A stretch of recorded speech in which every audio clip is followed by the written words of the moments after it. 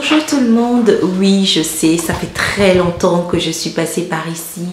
Alors je tenais déjà à vous remercier, à remercier les anciens, les nouveaux abonnés. Sans vous, je ne me représenterai pas aujourd'hui pour refaire une nouvelle vidéo.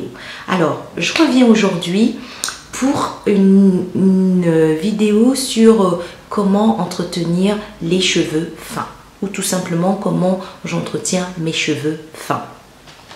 Alors, donc, on va déjà commencer par déterminer ce que c'est qu'un cheveu fin. On ne va pas entrer dans les explications scientifiques. Le cheveu fin se détermine en fait par la finesse de son épaisseur. Voilà. Donc, comment j'ai déterminé en fait que j'avais un cheveu fin? Tout bêtement parce que j'avais à côté de moi ma fille qui avait un gros grain.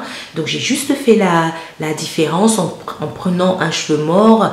Et puis, voilà, j'ai regardé et j'ai vu en fait que mon cheveu au niveau épaisseur était beaucoup plus fin que le sien.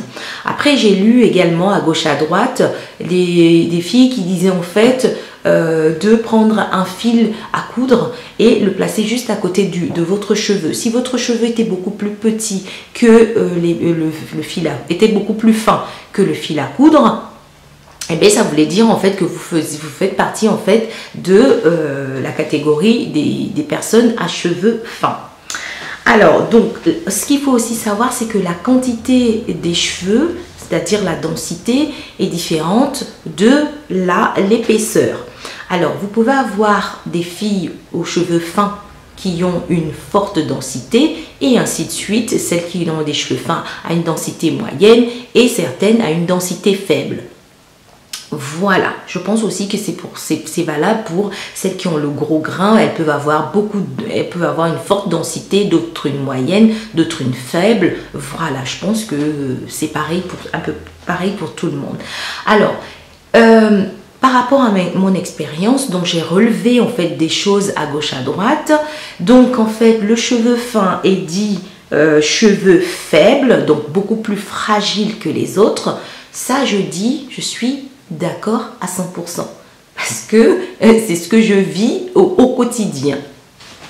Ils sont sensibles à la casse. Alors là, c'est même pas la peine. Les pointes fourchues, c'est mon quotidien. Je me bats avec. Et ils sont sensibles, voilà, et ils ont des frisottis. Ça, c'est tous mes cheveux. Mais ce que je tiens juste à vous dire, c'est que ce n'est pas une fatalité. Je pense qu'il faut prendre en compte tous ces points pour pouvoir vous donner une routine capillaire où vous allez justement donner de la force en fait à ces cheveux. Et tout commence par des produits adaptés. Alors, donc, dans les produits adaptés, on va commencer par la base des bases, c'est le shampoing et le rinçage. Alors, le shampoing pour nos petits cheveux, moi j'appelle ça petits cheveux, hein, c'est assez affectueux. Pour nos petits cheveux, il faut en fait un shampoing doux. Donc, il faut éviter tous les shampoings qui sont à base de silicone et de tout le tralala parce qu'en fait, la fibre capillaire est déjà fine. Alors, si vous rajoutez des shampoings qui ont des molécules que votre cheveu ne pourra même pas absorber, eh bien, vous allez fragiliser cette petite tige capillaire qu'il est déjà à la base et ben voilà, vous allez avoir les cheveux qui vont aller dans tous les sens. Donc le mieux, c'est de choisir un shampoing le plus basique possible. Donc vous pouvez prendre vous avez de l'œuf, vous avez des shampoings neutres même chez Aromazone, vous les agrémentez d'aloe vera, de miel, bref, de l'infusion d'ortie pour les fortifier, voilà. Donc en fait, basique, simple. Et le rinçage doit toujours se faire à l'eau tiède et à rincer de façon abondante pour que vos cheveux ne gardent aucun résidu. Alors pas à 100% bien sûr. Alors donc voilà. Donc il faut également ne pas trop les frotter quand vous les rincez. Le mieux c'est de les tapoter avec une serviette ou même un t-shirt. Comme ça c'est encore beaucoup plus simple. Et les laisser sécher à l'air libre. Et donc en fait, je vais mettre de ça parce que sinon je vais me perdre. Et donc comme je l'ai dit plus haut, donc en fait le point sensible de nos cheveux sont en fait les pointes fourchues. Et ce qu'il faut faire, c'est les hydrater.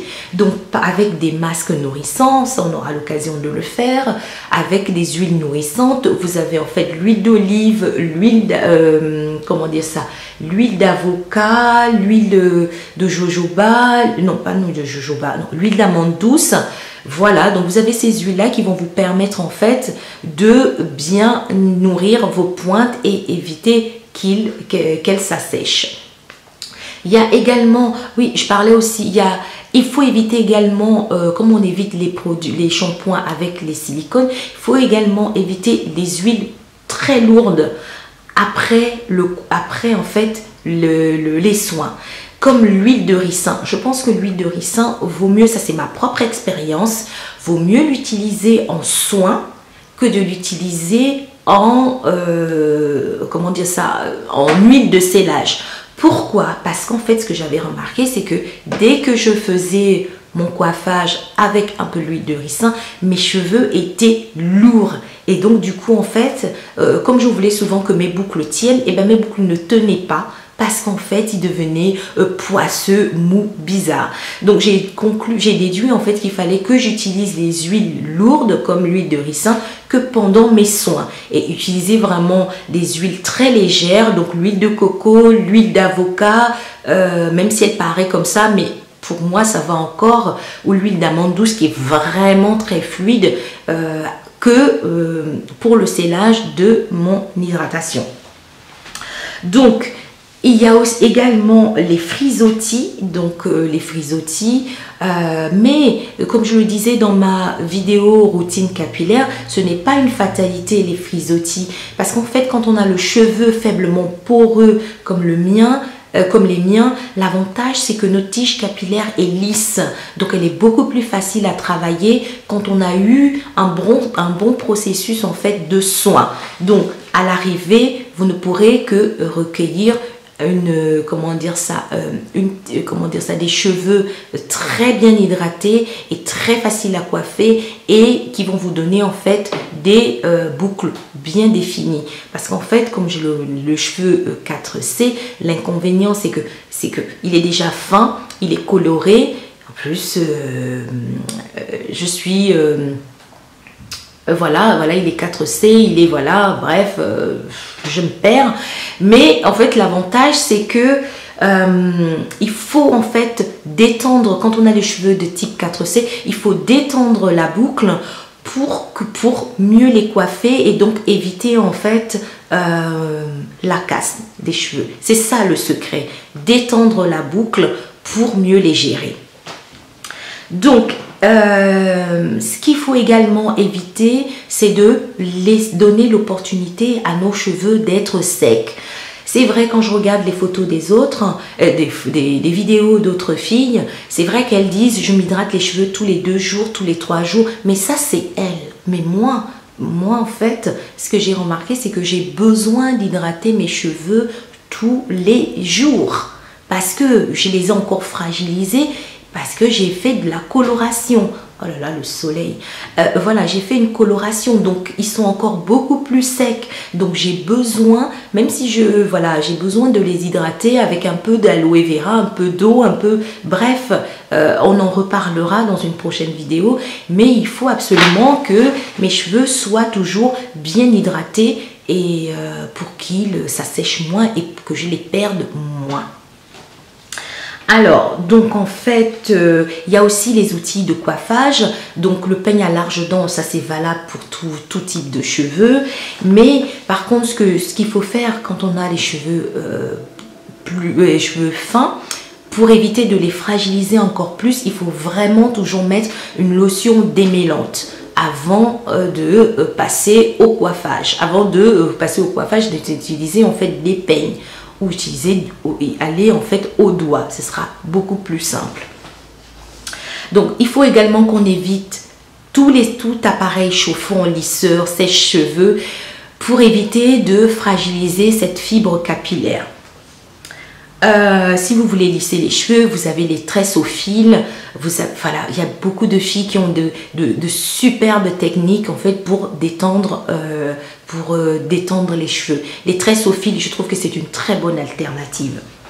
Donc, il faut également se rappeler de couper les pointes. Je sais, je n'étais pas du tout... je n'aimais pas. Déjà, je n'avais pas assez de longueur. Donc, s'il fallait que je coupe encore, alors là, ça m'embêtait vraiment. Mais sauf que le problème, c'est que quand je me retrouvais en fait avec des cheveux qui avaient différentes tailles et tout, et je me battais tout le temps à hydrater mes pointes alors que les pointes étaient déjà trop sèches et mortes. Donc, du coup... eh ben, j'étais obligée de couper et là, je coupais encore beaucoup plus. Donc, la meilleure technique, moi, ce que je fais, c'est que je les coupe tous les 2 à 3 mois ou quand j'en ressens le besoin, c'est-à-dire quand je vois que là, quand je termine mon twist, le cheveu, ça bloque un peu, je ne cherche pas, je coupe. Voilà, comme ça en fait j'ai les cheveux qui ont la même longueur à chaque fois au lieu d'avoir le cheveu court, le cheveu long. C'était une petite catastrophe chez moi. Voilà, donc évitez également de trop les manipuler, donc faire beaucoup de coiffure pro. Moi j'adopte en fait la technique, je les coiffe le dimanche, je garde ma coiffure toute la semaine et puis en fait après il faut faire une coiffure pro qui vous plaît vraiment. Donc voilà, donc c'est ce qu'il faut, il faut se dire. Donc comment dire ça, on fait une coiffure toute la semaine et on fait ses soins et puis voilà, je pense que ça ira beaucoup mieux. Alors je sais, j'ai pas beaucoup de minutes mais je reviendrai très vite. Là je pense que je reviendrai et je vous remercie. Si vous avez des questions, si vous avez d'autres choses à apporter en dessous de cette vidéo, ben voilà, allez-y et puis je vous dis à très vite et de gros bisous.